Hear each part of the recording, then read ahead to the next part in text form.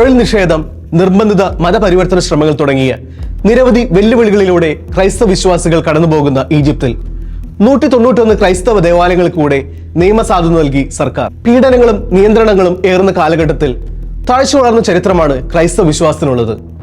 Nigeria പോലുള്ള African രാജ്യങ്ങളും ചൈനയുമൊക്കെ ഇതിന് ഉത്തമ ഉദാഹരണമാണ്. ഏറ്റവും ഒടുവിലായി ക്രൈസ്തവർ നിരവധി പ്രതിസന്ധികളിലൂടെ കടന്നുപോകുന്ന ഈജിപ്തിനുള്ള വാർത്തയും ഇതിന് അടിവരയിടുന്നു.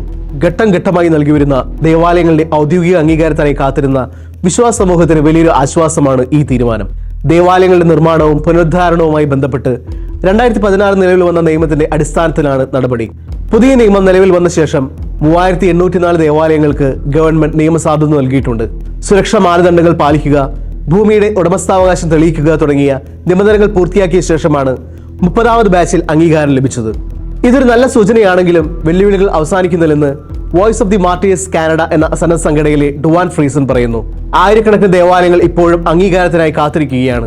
ഒരു ന്യൂനപക്ഷ വിഭാഗം എന്ന നിലയിൽ സാമൂഹികവും സാമ്പത്തികവുമായ നിരവധി വിവേചനങ്ങൾ വിശ്വാസികൾ ഇന്നും നേരിടുന്നുണ്ടെന്ന് അദ്ദേഹം ചൂണ്ടിക്കാട്ടുന്നു.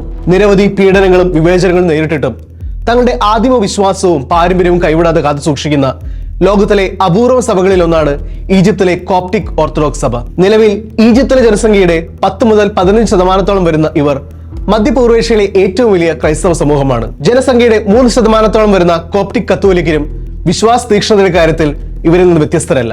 തീവ്രവാദ ഗ്രൂപ്പുകളുടെ ആക്രമണങ്ങളും സാമൂഹികമായ ഒറ്റപ്പെടുത്തലുകളും നേരിടുമ്പോഴും തങ്ങളുടെ വിശ്വാസത്തിൽ ഉറച്ചു നിന്ന് മുന്നേറുന്ന ഈജിപ്തിലെ വിശ്വാസികൾ ലോകമെമ്പാടുമുള്ള ക്രൈസ്തവർക്ക് പ്രചോദനമായി നിലകൊള്ളുന്നു.